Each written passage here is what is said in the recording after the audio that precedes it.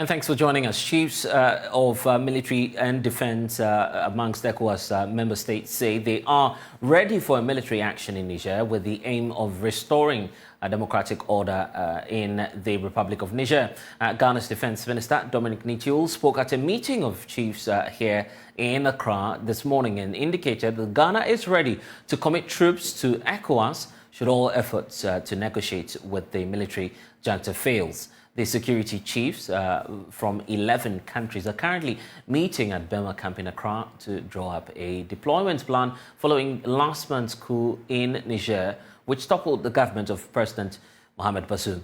We have an exclusive interview with the Ecowas Commissioner for Political Affairs and Peace as well as Security, Ambassador Abdel Fattah Musa, for you shortly. First, though, Ghana's Minister of Defense Dominic Nichul speaking a while ago. If presidential guards in Guinea and Niger, I will use the word take hostage their president, nobody, and let me repeat, nobody in West Africa is safe.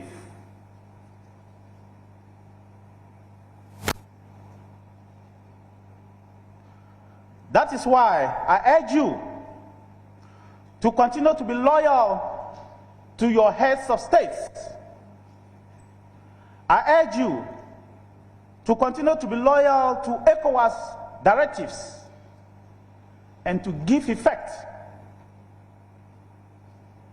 that the days that coup d'etats enjoy the support of our people are over. Yes, in democracy, people will agree to disagree. But the vast majority of our people,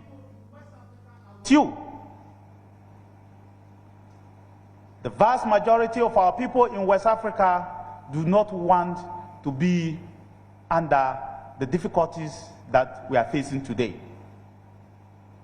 You have the right, as men in uniform, to ask your governments for what you will need to be able to defend your nations. You have the right to ask your governments to give you the tools to defend the territorial integrities of your nations, to ensure that your nations remain peaceful. You have the right to ensure that your people choose your leaders in a free and fair manner.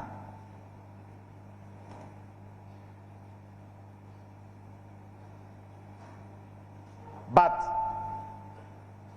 the world will disagree. ECOWAS will disagree. The people of ECOWAS will disagree when you choose, or people under you choose, to take hostage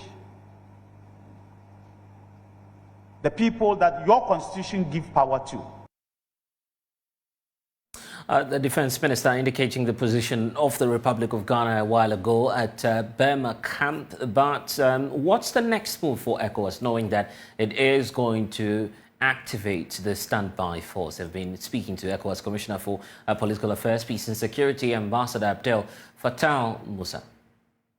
The first phase of the engagement have actually wrapped up here at Burma camp, and we know that, of course, the essence of the meeting today is to have all of the military chiefs, all of the chiefs of defense from West African countries converge here to discuss the decision which is borders on the deployment of a military troop into the Republic of Niger. The whole idea is to ensure that there is the reinstatement of President Mohamed Bazoum, and also constitutional order is restored to the Republic of Niger. And the background to it is that the Republic of Niger experienced a coup d'etat at the end, just at the tail end of last month, a reason for which we have all of these meetings happening. Now, the last meeting or summit of the ECOWAS leaders actually happened in Abuja. Now, after that meeting, the heads of states actually decided to operationalize, or if we could use that word, activate an ECOWAS standby force. That was the basic decision of the leaders of the West Africa sub-region. Subsequent to that, we know that ECOWAS formed a committee of chiefs of defense Defense Staff, who will now look at the operational methods that will be used by this Aboriginal body in terms of the deployment methods, what should be done, and how that can be approached from a technical point of view. It's the reason for which we are at Burma camp today. We saw the likes of the Defense Minister, Dominic Nitiwo. We had the Chief of Defense Staff for the Committee of West African States, the Chief of Defense Staff for the Republic of Nigeria, joining the meeting which is underway here at Burma camp, General Body Ecowas. There's also the bigger question about the UN Security Council decision as to whether or not the sub-region has any form of backing from the UN Security Council. That question came up, and the simple response from the sub-regional body ECOWAS is that, look, we don't need the decision or tacit approval or express permission from the United Nations Security Council. All we need is to ensure, first of all, that we deploy, and I'm speaking from the position of the Economic Community of West African States. When the deployment is done, whatever briefing that needs to be given to the UN about the situation and why the West African leaders are going in will be furnished to the United Nations. However, being a group of sovereign countries, there's absolutely no need for any form of deployment. So we'll be getting to Ambassador Fatel shortly just to get some briefing on what the next steps are, what the way is, and how we can actually deal with the situation now, and what the meeting entails for today, because that's crucial. After today, we know that the Chiefs of Defense Staff will round off their meeting tomorrow and will communicate to the world what the next line of action will be. There's the question about the Republic of Ghana as well, and what the Republic of Ghana will do in terms of our position. Are we committing our troops? Are we contributing troops? Are we going to deploy our forces to be part of this sub-regional body, knowing that countries such as Cape Verde, for instance, opted out and did not attend the meeting for today. So it's the reason for which all of these discussions are going on right here at the Burma Hall at the military headquarters, where of course we're coming to you live from. Let's try and engage Ambassador Musa Fatel. We'll be engaging him shortly. He'll just walk into the shots. Obviously, because of the situation we have in the day, we know that obviously there's a need for us to get a brief word from him. So Ambassador Musa will join us shortly for us to get a brief word from him. Ambassador, thank you for joining us on the Johnny channel. You could just come closer so we have a word. We know that the security chiefs, you're having your meeting today. Yes. First of all, your impression about the engagements that have transpired in the first hour of the meeting. Oh, this meeting. Yes. I mean, you could see determination. You could see unity of purpose among our military chiefs. Yeah, the Chiefs of Defense Staff, all very determined, and they are just putting the final touches to their operational plans and then get our troops ready. This is more or less a bit like a pledging, what is the meeting, because the concept of operation is already ready. It's ready. All the factors have been taken into account. What are the potential obstacles, how to overcome them? All these were taken into account in the planning session. Right. So this meeting is just to, refine what we have while preparing for possible intervention. And my interaction with the Chiefs of Defense Staff, of course, of all the member states that are here, was that they are all determined. Determined to go, and the question is when? Not when, I'm not going to tell you, because I'm not, because that's an operational secret. When you tell them we are going to start marching tomorrow, then you give them advance notice, to defend. So we know when the military could go in, and up till now there are diplomatic overtures from ECOWAS, from other willing partners and others. We are giving diplomacy maximum opportunity, to succeed. What we are saying is that if that fails, there is this other option. And this is what we are doing, and we are not letting off, despite the fake news and then the misinformation. And I believe the fake news you're talking about is the fact that you do not have African Union support and the support from the United Nations, correct? That is with the African Union, that is also fake news. Has anybody read the communique of the African Union Peace and Security Council? I was there, participated, in it. What you are hearing, yeah, of course, when you have a situation like this, you are going to have different opinions. What matters is what comes out of the communique. So everybody should wait for the communique. And then you realize that the African Union Peace and Security Council supports all the measures being taken by Ecowas to restore constitutional order. They've condemned it, and many of them are even calling for the suspension of Niger. Ambassador Fatou, are you mindful of the possible implication for the sub-region? Mali, Burkina Faso have said that they would, support the Nigerian junta if you decide to go in. Are you mindful of a possibility of a full-blown war? We are very mindful of that, and in the planning phase, all these factors were taken into account. I can tell you confidently, that these Ecowas standby for troops are ready to take on all comers. This is what I will tell you. And that the threats or whatever by Burkina Faso, Mali have all been taken on board. Yeah. And why not dialogue?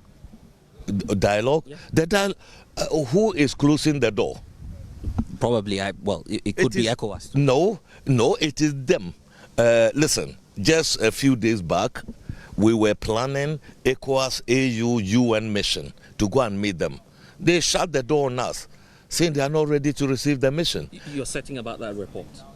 Which one? That they shut their doors, because the word you used in your communique was that you were repelled. The mission was repelled. Exactly. Is that the true account of what? That's the true account. We were going, and they said they were not ready to receive us. Part of this mission? I was part of it. Secondly, before even then, the chair of the Ecowas Authority, President Ahmed Bola Tinubu of Nigeria, also dispatched the former head of state, General Abdul Salam Abubakar, with the Sultan of Sokoto to go also and talk to them. They confined them to the airport.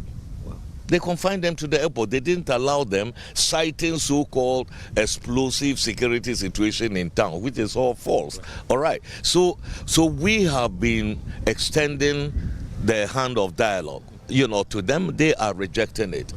Okay, recently they've said they are ready to talk. They say they are ready to talk, and then the next day they charge President Bazoum, who has been under their, confinement as a hostage, charging him with a high treason.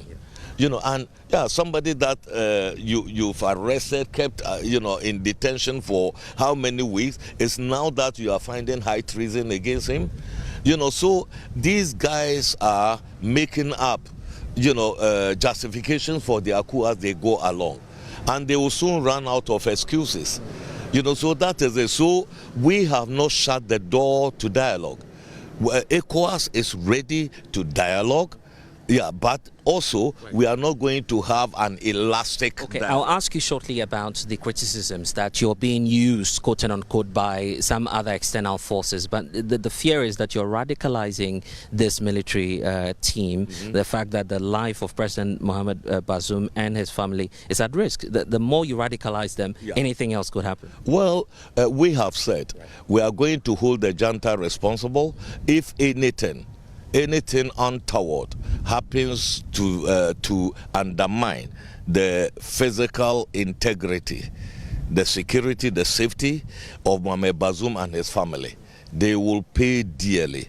And dearly here means?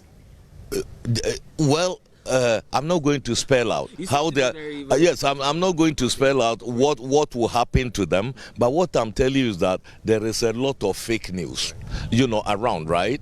This is like ECOWAS is being used. Did France or the US or anybody script our protocols for us? Well, the reason why some have that perception is because just yesterday we were interacting with our partners at DW. The indication is that, for instance, the German Minister for Development and Cooperation will be in Abuja. She is chairing the Sahel Committee, which obviously has some French elements in there. Concerns about how we are making the Sahel region now a playground for a proxy war between, you know, the superpowers. Do we have the capacity to go in fully? We have the capacity to go in. That's number one. Number two, what baffles me is that those who are talking about Ecowas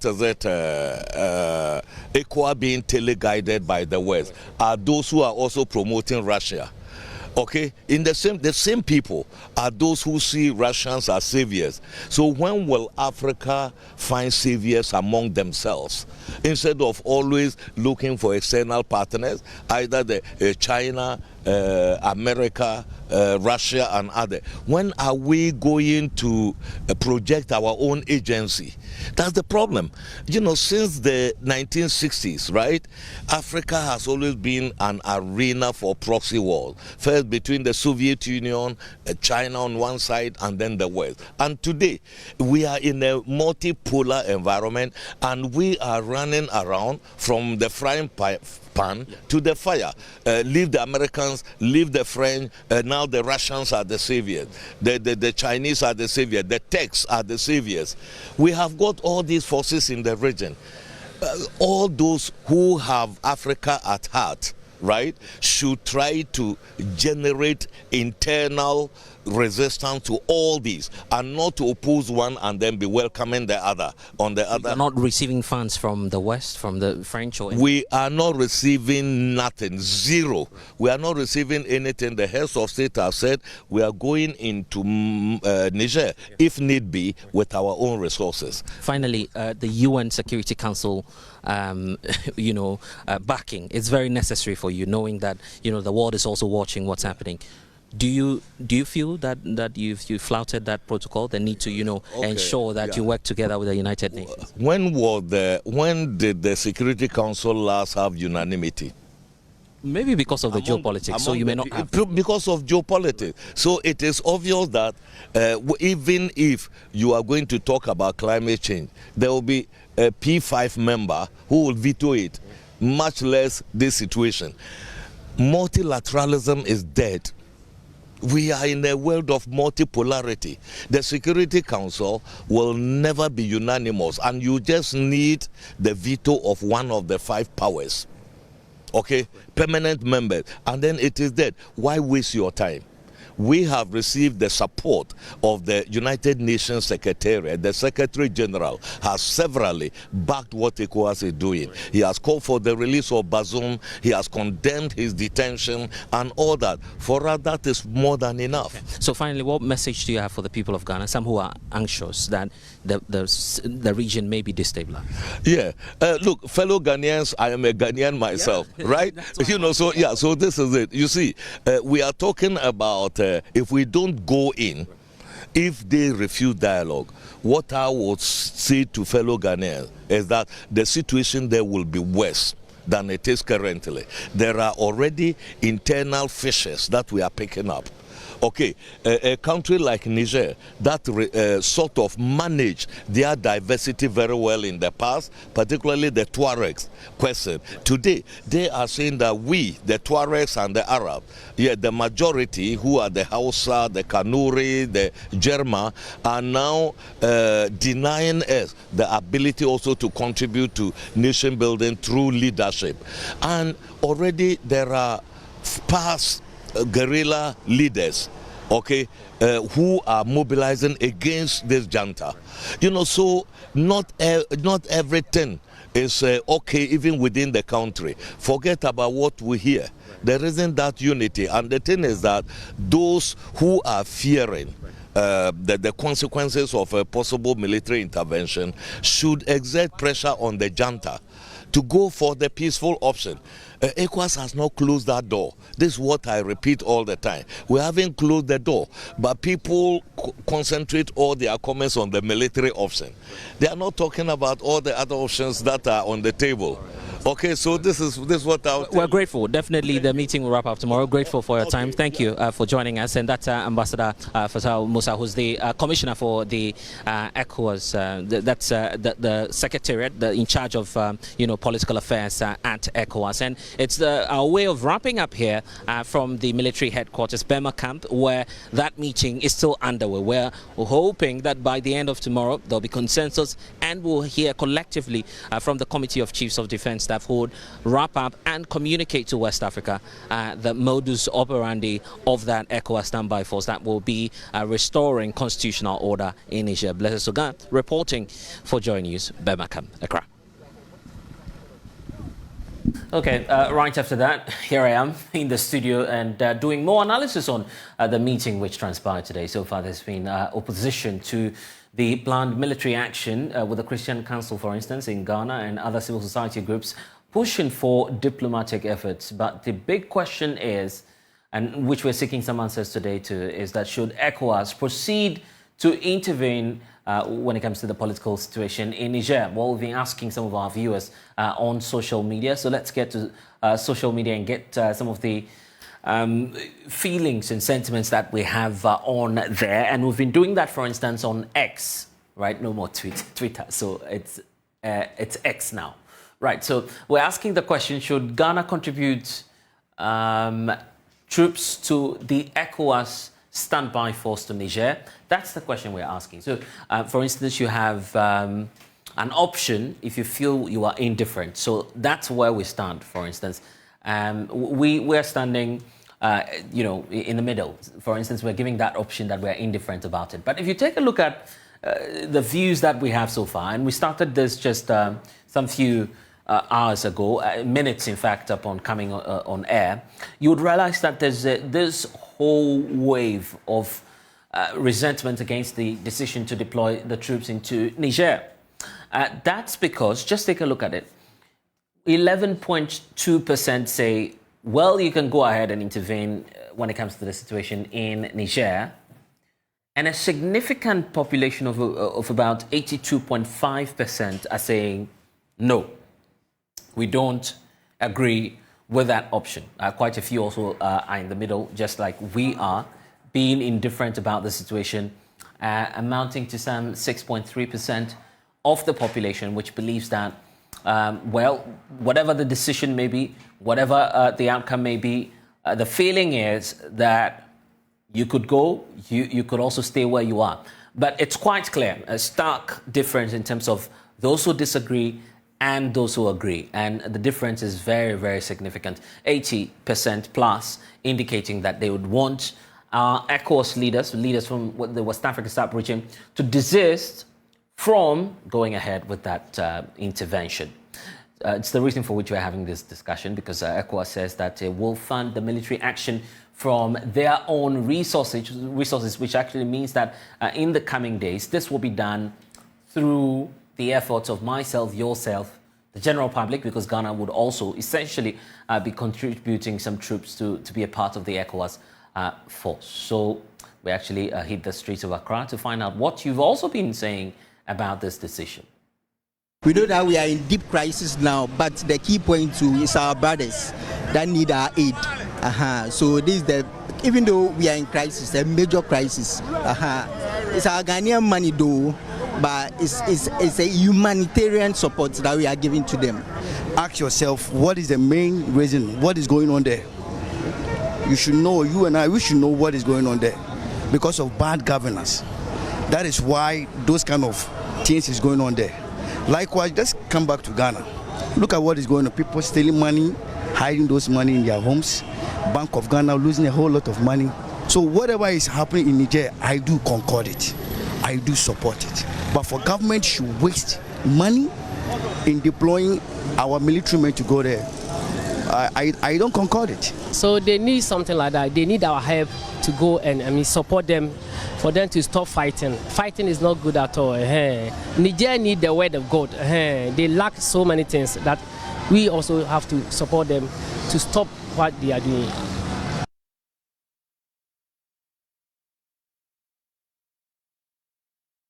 Okay, so some Ghanaians there sharing their thoughts about the meeting which is underway and whether or not the countries in ECOWAS should be deploying their troops. It's also got to do with capacity. So what's the capacity of the military force among some of the West African countries?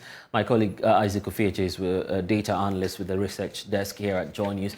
He's been looking at the military options, the strengths of these countries. There are 11 of them, as we understand, going into this joint operation. Let's start off with the military force that we have. And after we do this, we'll try and hear from some of our guests helping us with the discussion. Colonel Festus Abaji is also on, and we have Mukhtar Mumuni Mukhtar who will be joining us shortly. But I want us to understand the figures involved here. What's the strength? And when we're talking about the strength of the forces, how is it looking like for countries such as Ghana and other West African countries? So if you look at, on the whole, the West African sub-region, and you look at the military force, we are looking at somewhere around 500,000 active troops, and we understand that Nigeria is more or less like the powerhouse of this active military personnel, having around more than 200,000 active troops. If you look at Ghana, for instance, we are looking at somewhere around 16,000.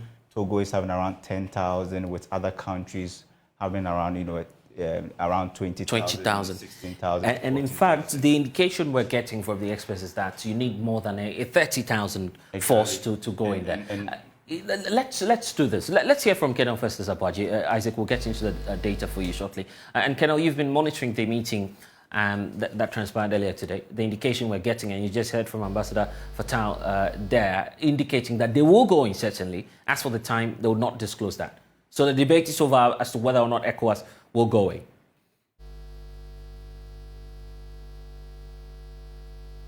Well, thanks for having me once again. What the Ambassador Musa Fatal said makes sense, that they cannot disclose what I would call the D-Day, the day on which ECOWAS will initiate hostilities. But the signals from ECOWAS clearly is that ECOWAS is being more jingoistic.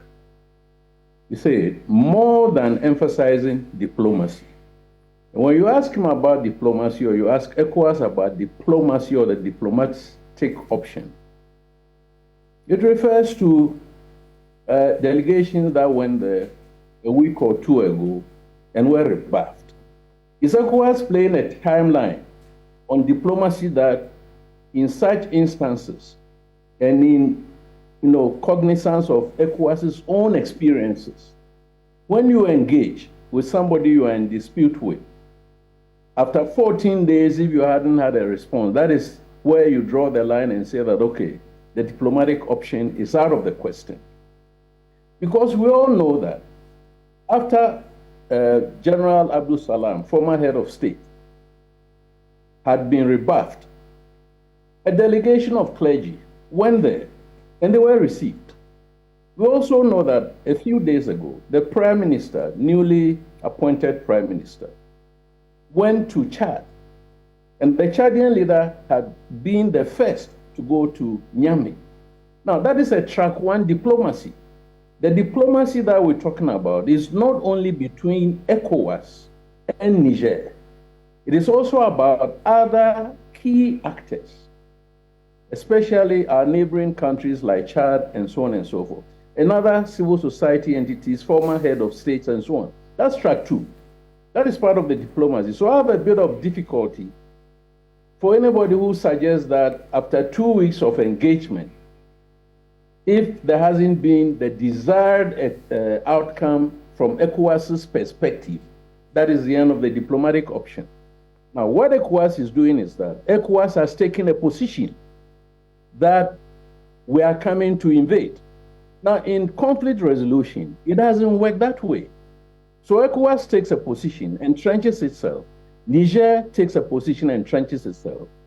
And then you have a stalemate. So we are in a stalemate because sincerely, ECOWAS is not negotiating genuinely. And it's trying to place timelines and so on and so forth. And I think ECOWAS needs to tone down on what I had called earlier the saber rattling and try and emphasize more of the diplomacy.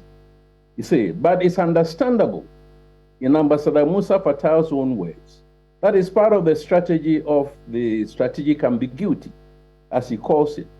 But leaning too much towards that extreme end of the use of force might not help in the long run. Of course, we should all know, and Ecowas knows, the military chiefs know, that this is not a game of prophecy. It's not a game of prediction. It's a game of analysis. And this intervention could go either way. So you cannot even say that there is a 50-50 chance that ECOWAS is going to have the upper hand. So the statements like we have information that Niger is divided and so on, it's all propaganda. You see what I mean? Sincerely, if it has information, what are the sources?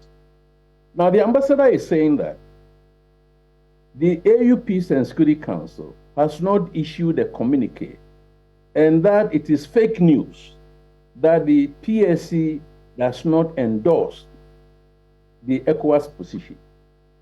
The question is, why has the PSC, since the AU Peace and Security Council, since it met last Monday, today is Thursday, it's not the norm that after a meeting that takes place on Monday, by Thursday there hasn't been a communique. Because it's not fake news. We also have contacts at the AU and in Addis Ababa. And but his point is that he was in that very meeting. You heard him say that he was present at that meeting. But he's telling one side of the story. The other side of the story is that the PSC is a continental body. Granted that ECOWAS has more seas because we have many more member states, that is the 15 than other regions. But regionally or sub-regionally speaking, the 3 of the 5 sub-regions of Africa are not in favor of the intervention. The Maghreb, North Africa, is not in favor. Eastern Africa is not in favor. And in fact, Central Africa is not in favor. And SADC is not in favor. So ECOWAS diplomatically is isolated. This is an ECOWAS operation, yes, but ECOWAS is now embarking on a collision course with the rest of Africa. And in due course, ECOWAS might have to pay a price. And Ken, let me just bring that to your notice. The argument from Ambassador Fatal Abdel is that they do not need the express permission of any other continental body or the United Nations Security Council to go into Niger. That's his argument. We're a group of sovereign states assessing the risk and the immediate threats in our own sub-region. There are 2 things that we're talking about here. We're talking about legality and legitimacy. Now, international political support for any multilateral intervention or project is key. It's one of the success factors. So if you're going to go to Niger as ECOWAS, and you don't have the international public support, political support behind you, it's not sufficient. You refer to UN Security Council and say, "Oh, we don't need their express permission. We don't need the express permission of the AU." If that be the case, why did ECOWAS in that communique of 10th August why did it request, the endorsement? What is the meaning of the English word endorsement? You see what I mean? Is it that they should take note of? Then you should have said so.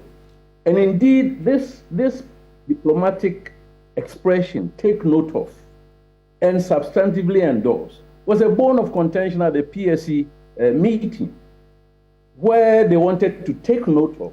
And ECOWAS said, no, it's not enough. We want you to be firm that you endorse. So you see, what he's telling us is part of the politics of ECOWAS.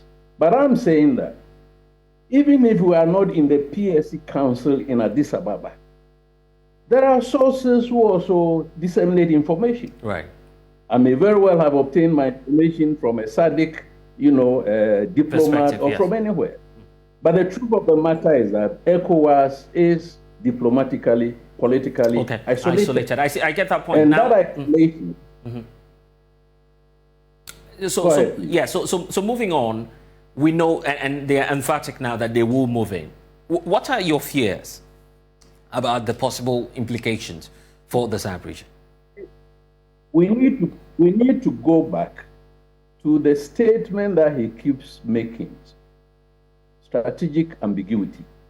Because if ECOWAS is to stop like this meeting, if the meeting had not come on, and ECOWAS had gone silent about any intervention, then that gives the upper hand to Niger. The point I'm making is that ECOWAS needs to find a fine balance between leaning too much on the jingoism angle and something on the other side of diplomacy. That is a balance ECOWAS needs to make.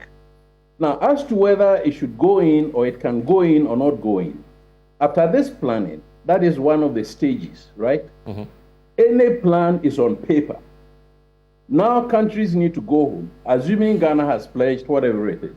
Ghana needs to go home and find out where it is going to get the men and the women, the armored cars, assuming there are fighters, planes, and so on, or support helicopters and so on, assuming our ships are going to play a role, for instance, our artillery, our engineers, our communicate. Now we need to find these resources. You see what I mean? So it's a bit of a chessboard game. That you're going to take something from the Boko conflict, you might take something maybe from Operation Calm Life, you might take it from anywhere. Some money, the operational budget, we know that we are broke, but you can cut from here and there. My sense is that there is nowhere to cut because this government has virtually collateralized almost every revenue stream. Now, if you have collateralized, then you don't have the option of taking a bit from Get Fund, from ESLA, from wherever. We owe school feeding program, don't we? Yeah, we do. So what about, yes, we are in arrears of the common fund, and so on and so forth. So even me not being an economist, I'm finding it difficult to find out or determine where the government is going to find the money. Let's remember that. Per the ECOWAS arrangement, which is part of the African Standby Force mechanism, each country going into this operation must be able to subsist on its own for 90 days. So if we are going, Ghana must fund its intervention for 90 days, or if you like, maybe 30 days, between 30 and 90 days. And then ECOWAS will reimburse. Now, they're now going to write other agreements that are not on the table. There has to be a contribution agreement between ECOWAS and each member state, stating the commitments on both sides. You see what I mean? Without those agreements, yes, there has been a communique, there has been a plan, but the member states will not move their troops. Here's it's what, part of the bigger picture. Yes, please. And here's what I want us to wrap up our conversation with. The point about Ghana and our decision to contribute. The defense minister says that regardless of the disagreements among the rank and file of the military, they must remain, quote, loyal. I mean, those were his words. He's asking all the military chiefs to be loyal to ECOWAS and to the state. Are we getting a sense from that statement that there's some sort of division or maybe unpopularity, if I could use that word, amongst the rank and file of the military about this decision? Before I answer, may I ask you, did the minister really say that there are some divisions or reservations or whatever within the armed forces? So his point is you must remain loyal regardless. Just remain loyal to ECOWAS in spite of your opinion on the matter. Yes, but if you now stretch that statement to mean that there are divisions, I think that is not the way to think about it. Indeed, there are mechanisms within the armed forces to gauge the mood of the troops, the morale of the troops. As we speak, the High Command knows what the mood of the soldiers are. So let's assume that a significant majority will not say we oppose it or we're in favor, but being soldiers, they will go along with the government decision. You see what I mean? Now, one reason why I think, and I said government must think twice, is that I have introduced the element of just cause. You cannot have a decision taken by ECOWAS, of which 4 of the decision makers are clearly non-democrats who have violated the same principles that ECOWAS is now standing on to go to Niger. So I beg to differ. Unless ECOWAS says that, yes, this is a watershed period, and after Niger, any country whose leader, civilian, military, otherwise, violates the ECOWAS supplementary protocol on governance and democracy or democracy and governance, we will go and intervene. Now I'm saying that, is that a practicable strategic approach? Right. Because Niger is, in all likelihood, is not going to be the last.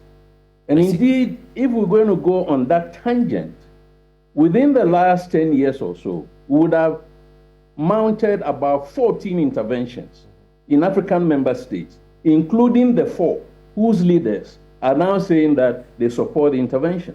And I want to mention the names. It includes Ouattara, and it includes, what do you call it? Foreign Assembly, yes. Yes, and it includes Atanase Talon in Benin. You see, so the whole idea is that there is a club mentality that when you touch civilian leaders, you have committed taboo. It's an abomination. But when these civilian leaders misbehave themselves, and they misgovern and mismanage and they corrupt, and I've been asking, why are we not talking about the fundamental reasons? There are corruption elements in there. There are civil-military relations elements in there, right? There are security management issues there. So governance is not about 4-year cycle elections. There are many, many nitty-gritty things. So we should not get away with that, okay, we have the chance to go and vote every 4 years, and then after that is business as usual. That is not the idea. That's not the concept of, democracy. I see. First, Sabaji retired. We're grateful that you're spending some time with us this afternoon. The story is just unfolding. We'll definitely get more updates. Isaac Kofi Eche is still with us here in studio.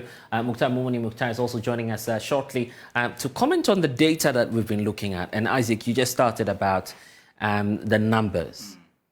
And you were comparing some of the countries. For instance, we could look at Ghana, for instance, because that's our main concern here in the country. I think what's actually on the table right now is the financial muscle to carry out this military operation or to stage this intervention.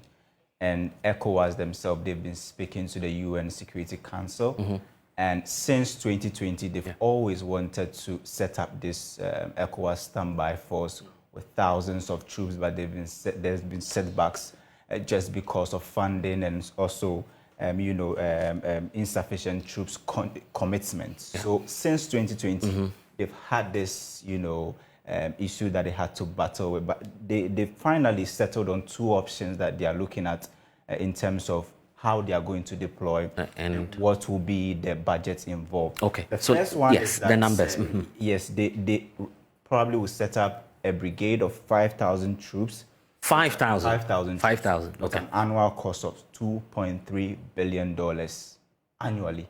ECOWAS is going to establish a brigade, and that will cost the sub-region 2.3 and for those of you watching us, that's a summary on the screens for you. A brigade of 5,000 troops at a cost of $2.3 billion US. Annually, yeah. We need that 2.3 plus for economic stabilization. We ourselves we need such monies. And the second option is that they will probably set up, on-demand troops that will cost them around $360 million. Okay, so this could be the buffer.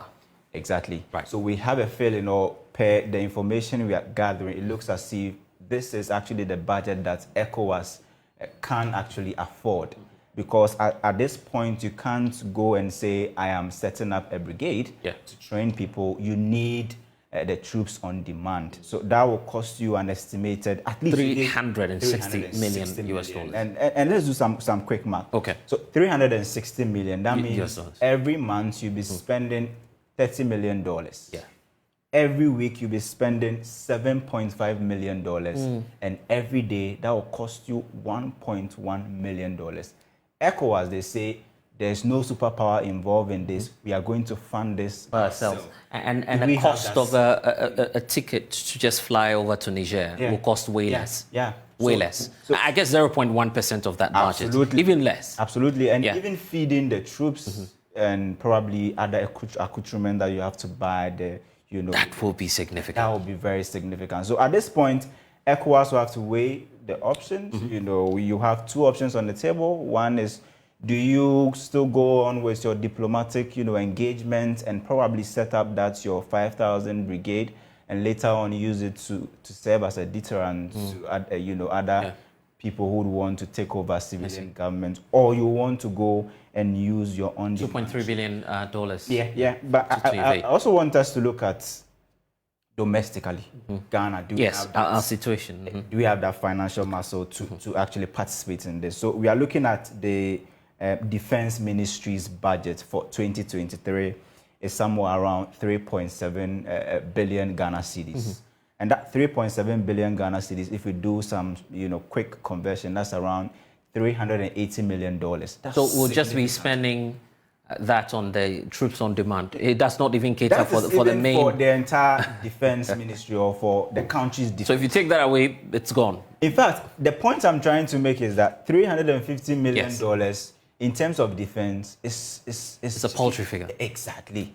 Nothing to write. It's something very small. And if you look at the amount that we are spending on defense advisory for 2023, that's 10 million Ghana cedis, $1 million for defense advice. Oh, okay. I almost said there's a place we could find that amount easily, right? We know where to find $1 million. Of course. Absolutely. Anyway, that's just by the way. Mukhtar Mukhtar is joining us via Zoom. Mukhtar, I mean, the figures are staggering, $2.3 billion, justified for who? The reinstatement of President Bazoum. And that's by no means undermining ECOWAS, knowing that the region says it's being threatened by the growth in military coup d'etats. But the amount involved, should we be worried about the cost? Well, I think our conversations around this issue has to go beyond just the economic cost of it to us directly. It goes beyond just the economic cost to us.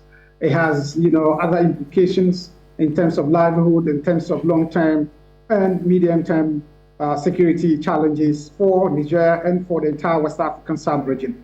If you notice, and I've just been listening to your analysts mention the various figures, especially the defense budget of Ghana, it's less than 25% of what is projected to be spent on this operation.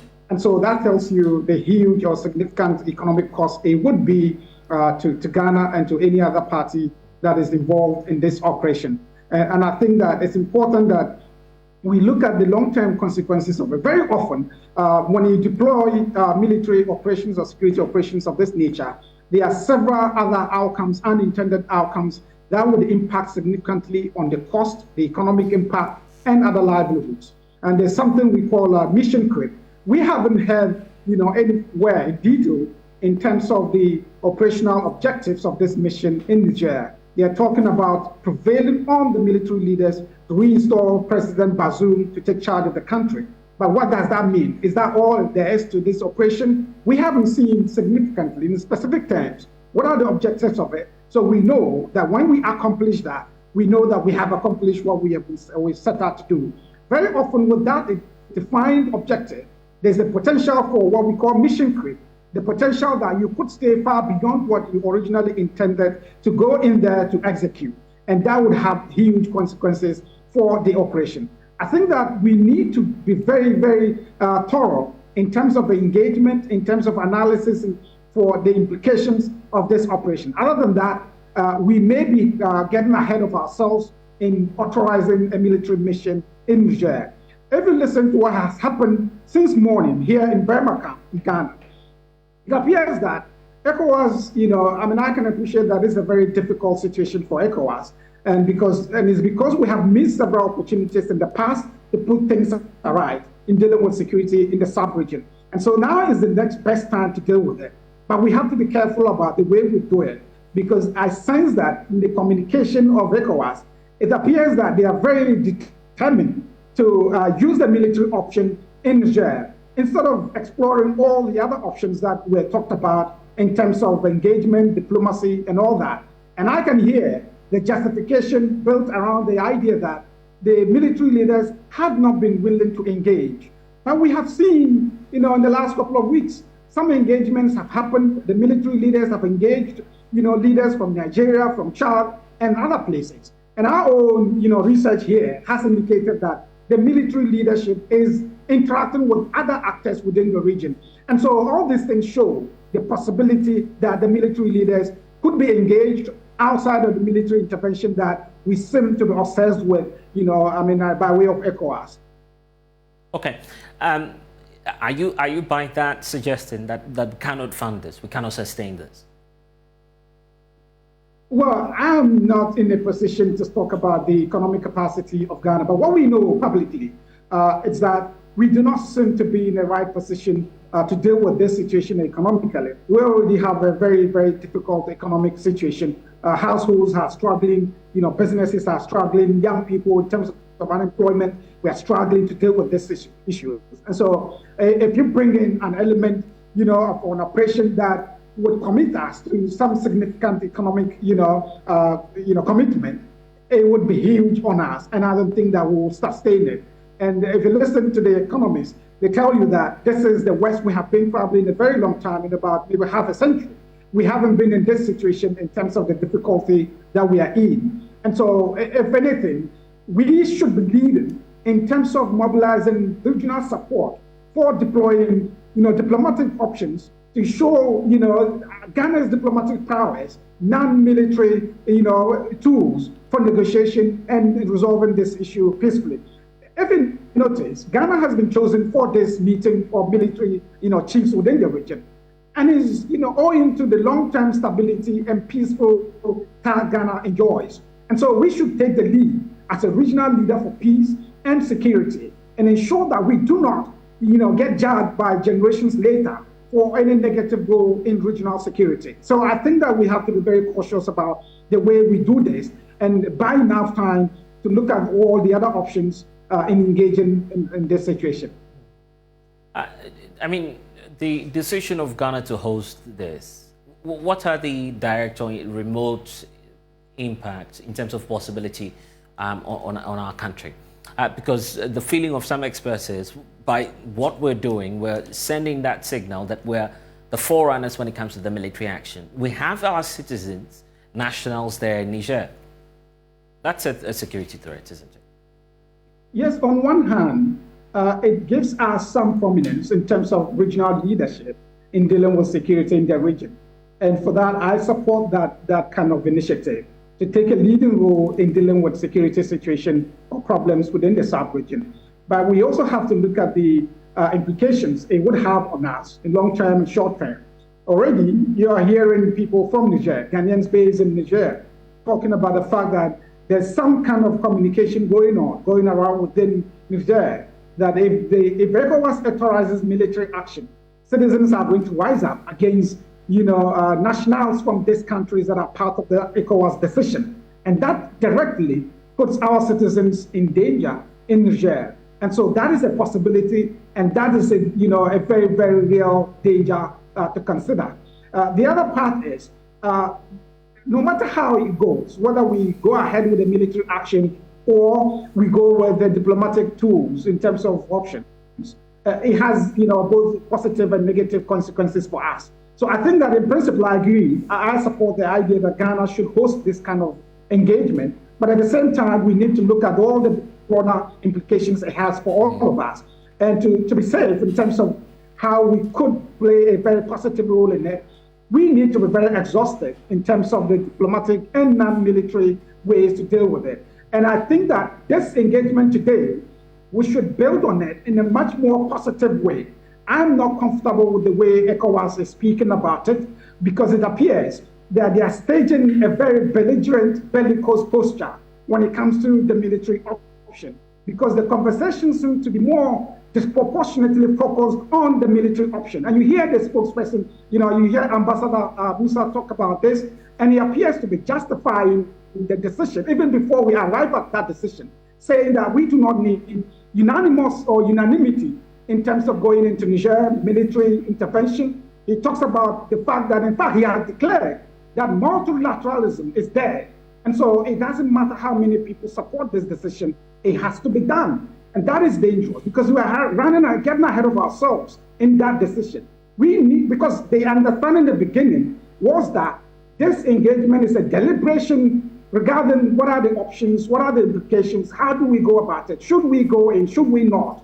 But at this point, if you are justifying military intervention, it appears that that decision has been made in the bedroom before, coming out publicly to talk about it. We'll leave it here for now. Grateful for your time. Mukhtar Mukhtar with the West Africa Center for Counter-Extremism joining us on this conversation. Isaac, we need to go. Any more figures to take a look at as we wrap up? Well, I'm just looking at our budget in terms of defense for next year, 2024. We actually anticipate that our defense budget will rise by some 13%, so from the 3.74 billion cedis to 4.23 billion cedis. And if you look at the breakdown, the amount that we are spending on headquarters and agencies is taking more than 90% of this amount. So there's little actually for such operations. So I still keep asking myself, do we have any monies elsewhere, or do we have any resource elsewhere? Is there anyone going to fund this project or this intervention that we are going to have? Because I look at the cost, and then it comes at a time where almost all West African countries are actually and take a look at that. 3.74 billion, that's for this year, 3.74 billion cedis. And if you do the breakdown, headquarters and agencies will take around 3.5 billion cedis. So if you pay salaries and you do other few things, the money is gone. You don't have any other money, for defense advisory services, for the purchase of ammunitions and all of those things. And First of all, I just said something that you need to gauge the morale of the military personnel and sense if they are actually ready. Are they really ready for this action? We know, does this look like a peacekeeping mission? Because it seems there's a difference between what actually happened in other countries versus what is actually happening now. Because I have this data too, Blessed. So if you look at what happened in Mali in 2021, this is what Ecowas did. They placed economic sanctions. Yes. So there was a ban on trade on goods except food and fuel medicines to, Mali. Yeah. They also cut off from regional, financial markets. They were also suspended from Ecowas. Ecowas, yes. Constitutional rule. And also we know that the family members, the relatives, exactly. They've isolated Niger. And this is not the first time there's been a coup in West Africa. Right from 2020, we've had a series of coups. But I feel that ECOWAS wants to use this to stamp their authority and say enough is enough. If you want to change government, you should do it the right way. It shouldn't be through military coup. And so I feel that's the reason why they still want to use this as a means to tell anyone who want to do it later on that, look, this is not an option. The only option is to go through a democratic election. I see. Lots and lots of international developments that we're monitoring here on The Pulse. Still ahead, when we get back from the break, Russia, India and China are reaching out to Africa. They control over 40% of the world's population, but this week they're set to reach out to the continent through their initiative called the BRICS. We'll talk about it when we get back. Please stay.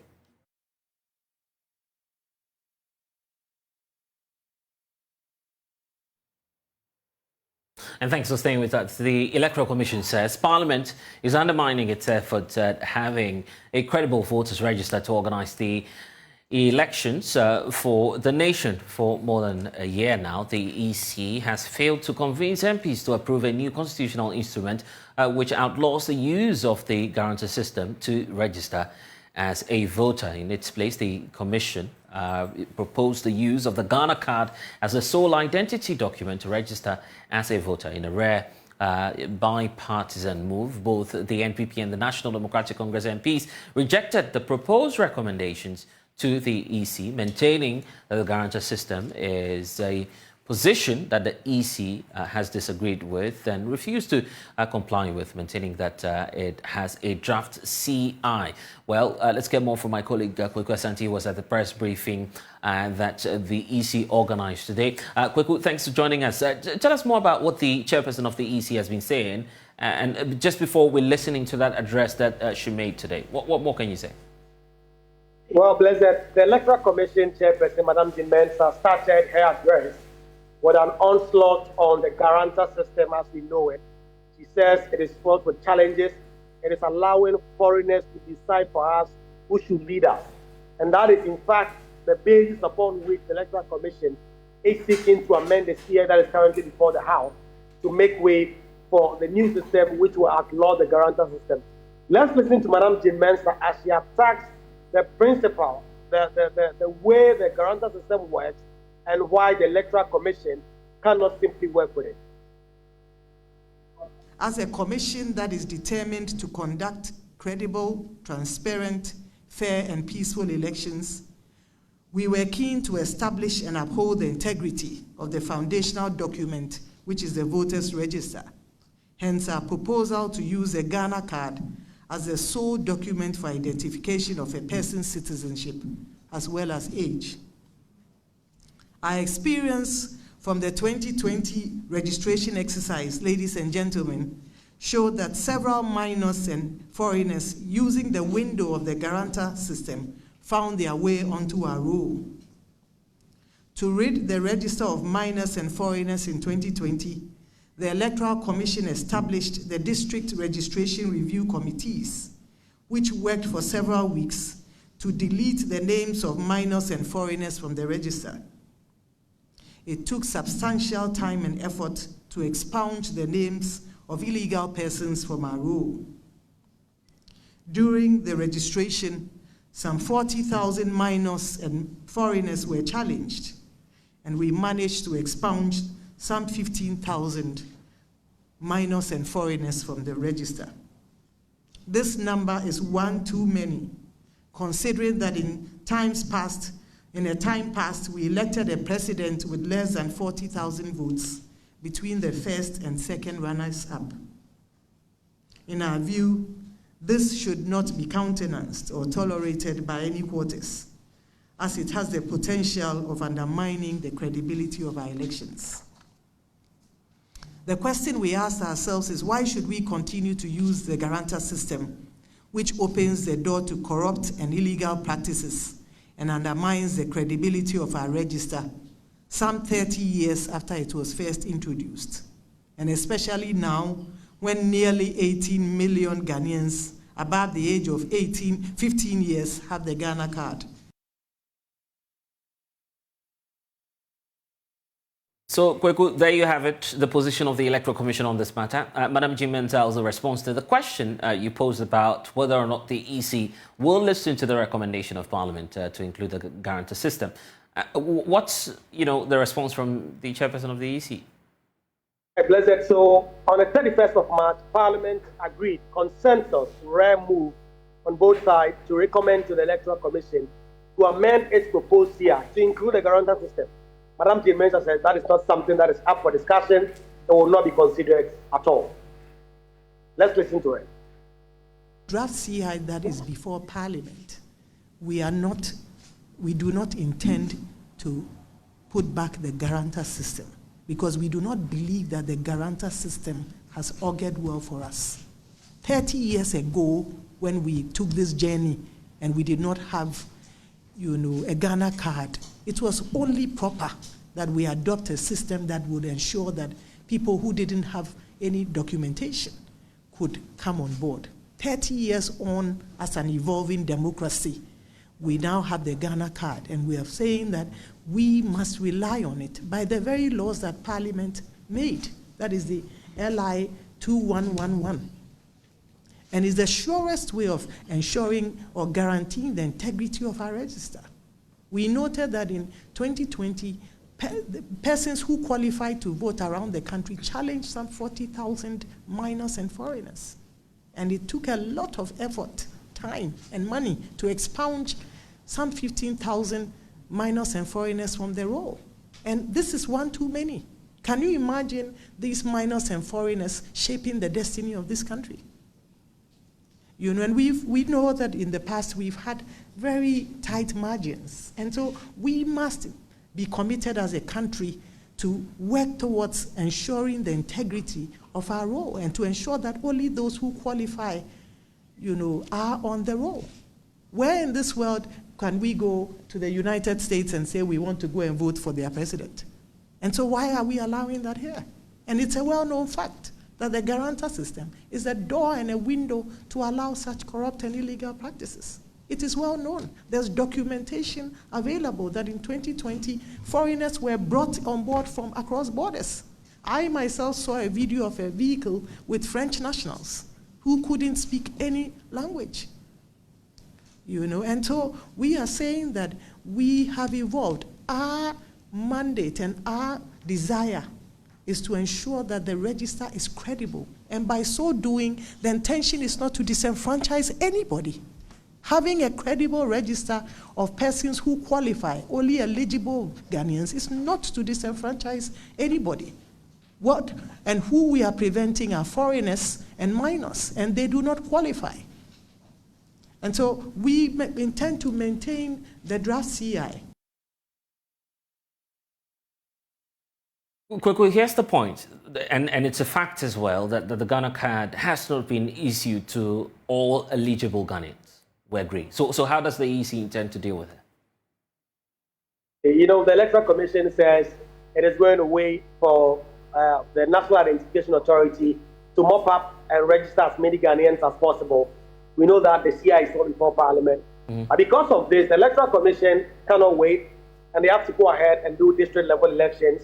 They also have to go ahead and register voters who have turned 18. In fact, since 2020, the Electoral Commission has not registered new voters. It's one of the reasons why the NDC and the Haruna Iviso were raising a lot of concerns against the Electoral Commission.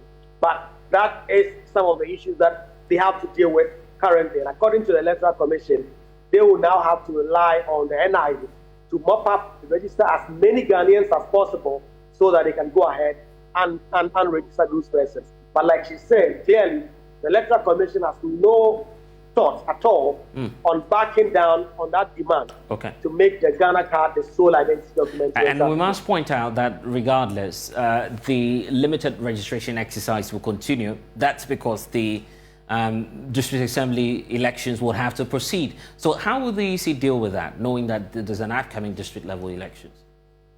Well, so the Electoral Commission is disappointed that Parliament is not supporting it. In fact, the Electoral Commission chairperson, Madam Mensa, makes the point that she believes the Electoral Commission is not being supported by Parliament to do its work, and that Parliament may be undermining it in terms of how it continues to be able to deliver credible elections. Let's listen to Madam Mensa there, making that point that Parliament is not supporting it in terms of their ability to organize transparent, free and fair elections. How can we continue to rely on the guarantor system to identify a citizen? How can we continue to rely on the guarantor system to identify who a citizen is when Parliament has by itself passed a legislative instrument which states that for the purpose of identification of a citizen of Ghana, the Ghana card will be the sole document to be relied upon? And here, permit me to quote Regulation 7.1 of LI 2111, which states that a national identity card issued to an individual shall be used for a number of transactions where identification is required. One of the mandatory transactions stated in Regulation 7.1 is the registration of voters. It is therefore unfortunate that after making and passing a law that established the Ghana card as a sole means of identification of a citizen, we are by ourselves undermining the very law that we have made. As a commission, we find it unfortunate that our efforts to strengthen the credibility and integrity of our voters' register, and by extension, our elections, by the introduction of the draft CI, did not receive the support of Parliament. Members of Parliament were of the view that the NIA should fully operationalize its mandate before the CI could be considered. Sadly, as we all know, the NIA has not fully commenced its operations nationwide due to a lack of resources. That leaves us with no option than to rely on the current CI with its inherent challenges to conduct a voters' registration exercise until such time as the NIA would become fully operational. So it's confirmed. They were set to announce a new date for the limited registration exercise, and by extension, even the district level elections. Has that been cleared off the way now? Do we know when the elections will come off?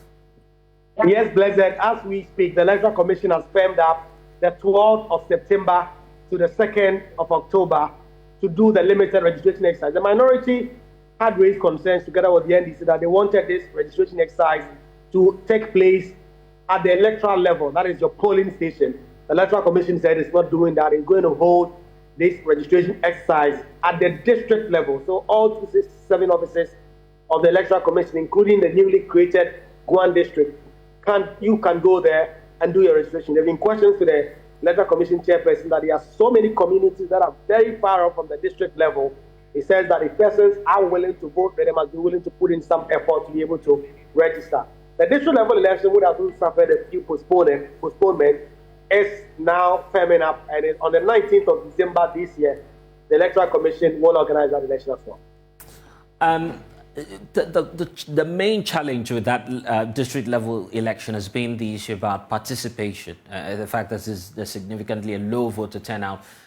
How different does the EC want to act now to endear more persons to that patriotic or national exercise? Mensa starts off by saying that she wants to share that responsibility with the media. She believes that if the media dedicated some part of their time every day to draw attention to the district level election, it will be a success. And so she in particular wants every media house dedicate 10 minutes every day to talk about the district level elections. But the question also is that if so many people cannot register, the participation will be low. Historically, like you said, the voter record for district level election have been completely low. The Electoral Commission says it is going to partner with all agencies, NCC among others, to drive up the numbers at the various polling stations. That is something that they cannot do without the support of the general public. They want the buy-in of everybody to come on board so that on the 19th of December, when the Ghanaian goes to the poll to elect their district level representative, that kind of participation will be that high. But the Electoral Commission knows that over the years, the voting record has simply been low, and they will try to do their best to raise the numbers this time around. Okay, almost forgot about that, but you're in Parliament. Have you interacted with any of the MPs? Any reaction to this press conference by the EC so far? Well, so MPs are still divided ordinarily on political party lines. We know that at the time the EC laid a CI, the minority opposed, the majority were for it. But on the 31st of March, some deal-making happened in Parliament. There were some taxes to be passed, and there was some sort of arrangement that, okay, support us do this, we'll support you in your opposition to the ECCI. So in a rare bipartisan move, the majority joined their colleagues on the minority side to issue a report, which was signed by the Speaker of Parliament himself, Urban Bagman, to the Electoral Commission, recommending that the guarantor system is put back in the CI. What the EC says today, they are not going to listen to that. The MP say that if the EC does not listen to us, then the EC will not get to lay their CI. Mind you, the Electoral Commission does not have audience on the floor, so Madam Jean Mensa cannot come on the floor and lay the CI. She would normally have to do that through the majority leader. And if the majority leader has an agreement with the minority, he's bound by it. If he doesn't go by it, it will mean that in future, he will suffer if he is to get the minority to cooperate on any issue. But I must maintain that if the majority breaks rank with the minority and decide that they are going to support the EC, the CI can be laid, because to be able to annul the EC CI after it's laid, you need 2/3 majority to do that, and the NDC does not have that. I see. Santi, grateful. The Ministry of Fisheries and Aquaculture says it is scaling up some efforts to intervene and to augment fish production across the country to meet the protein needs of the country. Richard Kojonyako has more in this report. And so it's a way to make sure that we bridge the gap for demand and supply. That is the aquaculture sector to use to bridge the gap. And so we are bringing up these students who have had first-hand experience at the university. And so they are here to do the practicals, more intensive one for 3 months. Then they can go out there and establish themselves. We are looking at maybe giving them some startup initiative capital so that they can be on their own. Speaking at the graduation ceremony at the Amrahia Aquaculture Center, Mavis Hawakumsin expressed the determination of government to harness the potential of aquaculture in the country. She says the goal is to diversify the sources of animal protein and decrease the country's reliance on imported fish, contributing to national self-sufficiency and reducing pressure on natural fish stocks. Apart from this Amahia one, we are also putting up the Anomabo Fisheries College, which will soon be completed. The Amahia one is basically for aquaculture, but with the Anomabo one, we also they learn fishing gear and a whole lot of process in the fisheries. So that one we will deal with the fishers themselves. This one is only for the graduate. That's the category we are taking here. But with the Anomabo one, whether you are a graduate or not, so long as you have some experience in fishing, you come there and then build on whatever you have. So we are trying to expand the aquaculture sector because we believe that that is the key to sustainable fisheries in our country, and the whole world is now moving towards aquaculture sector. Yeah. She hinted that the Anomabo Fisheries College would be completed by the end of the year to augment the fishing needs of the country. I would say we are about 95% completed. We have done the boreholes. We are now waiting on the national grid for water and then the electricity, and we are also building fence for the school. And also what is even hindering the starting is the accommodation for the principal and then the lecturers. As we speak, they have started with the accommodation. I believe by close of year the accommodation will be completed, and next year possibly will commission. The Ministry of Fisheries and Aquaculture Development has indicated that its approach to elevating aquaculture development involves implementing policies that promote responsible and environmentally friendly aquaculture practices. The graduates were commissioned by the minister to help propagate the development of aquaculture in the country. Richard Kwejenyako, Joy News, Accra. And we return to Richard in court, who's monitoring the proceedings of Cecilia Abanadapa, who today argued through her lawyers that the decision by the OSP to freeze her accounts is based and fueled by suspicion. There's more from Richard, who's monitoring the developments in court. The court was a virtual one as lawyers for the OSP and that of the former minister, Cecilia Abanadapa, joined the meeting virtually to make the argument on the application filed by the OSP seeking to confirm the freezing of the account of Madam Cecilia Abanadapa and also the seizure of the properties found in her matrimonial home. The OSP contends that the move is to facilitate its investigations on corruption and corruption-related offences. According to the OSP, Madam Cecilia Abanadapa has several homes, and the fact also reveals the ownership of the amount of money found in her home and in her account remain in dispute, and the sources and origins of the money also remain highly doubtful. Hence, the OSP triggered its investigative powers. The OSP also says on the 24th of July 2023, his office, upon a search conducted at the residence of the former minister, led to the discovery of huge sums of money staked in the house, consisting of an amount of $590,000 and 2.7 million Ghana cedis. This was after the OSP says it initiated investigations into suspected corruption against Madam Cecilia Abanadapa following information arising from the criminal case. The OSP prayed the court to grant the application to confirm the seizure and the freezing of the properties of the former minister. The OSP, however, did not mention the amount of money standing to the credit of the former minister in the banks. Lawyer for the former minister, Victoria Bad, opposed the application, She submitted that the application before the court has been brought in contravention of the very statutory provisions that the OSP purports to rely on in invoking the jurisdiction of the court. She indicated that the fact that the sums of money were found in Madame Dapaah's matrimonial home is not enough ground to suspect or imply that those sums of money are tainted property.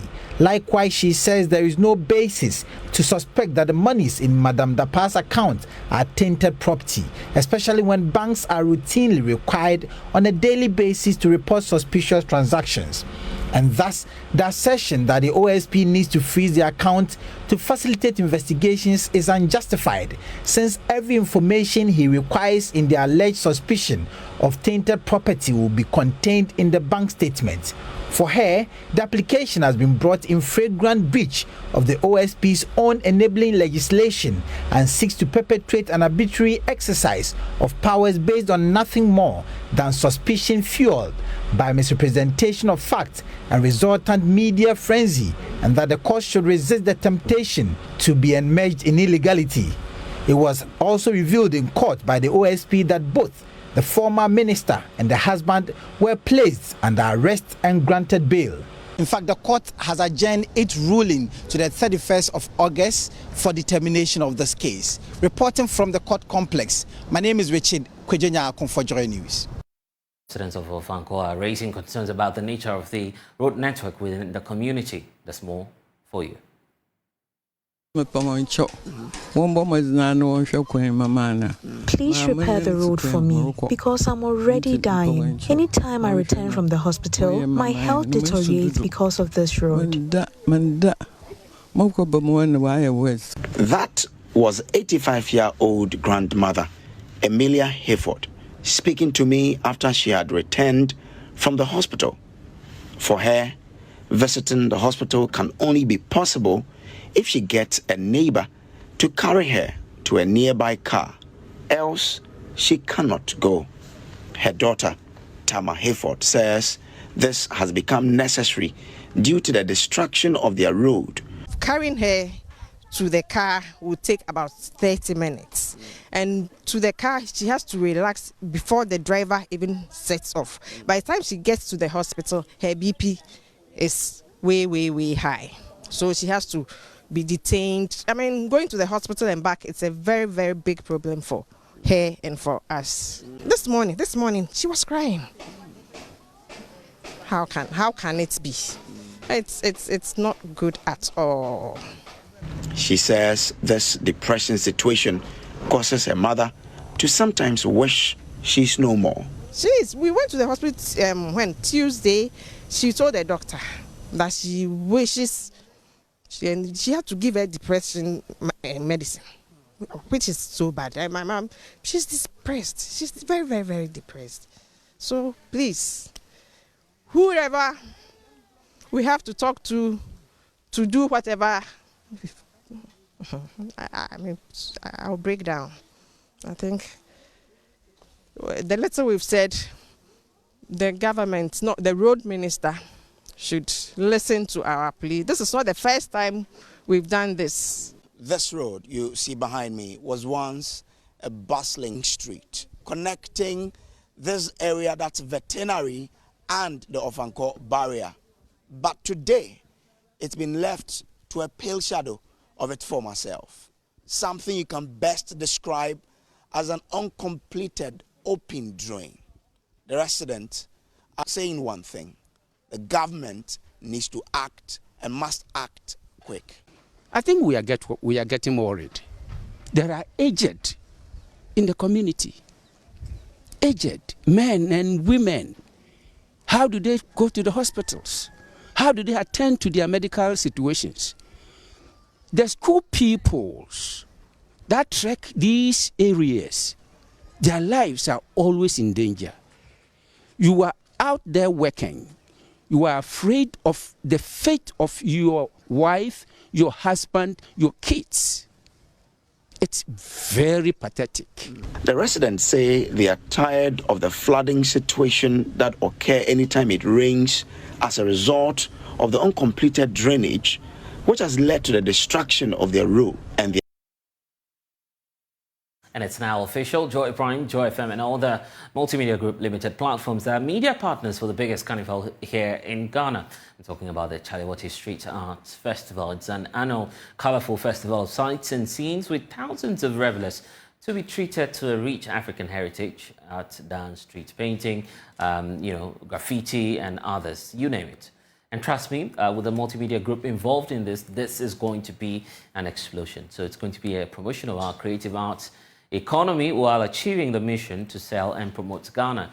And just as the name indicates, is Chaliwati Festival. The festival is flip-flopping to a new location this year, Osu. So come along, let's make the event unforgettable. And we're getting so many unforgettable memories at Osu from the 21st of August to the 27th of August 2023. You need to be a part of that, and that's all we have for you in this package of The Pulse.